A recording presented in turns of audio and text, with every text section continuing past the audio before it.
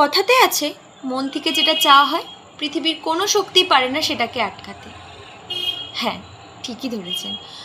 আমারও একটা স্বপ্ন আছে, নিজেকে পর্দায় দেখব, সারা পৃথিবী আমার পারফরমেন্স দেখবে, হাততালি দেবে, আমার সাথে সেলফি তুলতে আসবে, আমার থেকে অটোগ্রাফ নিতে আসবে, আমাকে এক পলক দেখার জন্য উথাল পাথাল করবে। সিনেমা হলের একদম শেষের সিটে আমি লুকিয়ে বসে দর্শকের উন্মাদনা দেখব।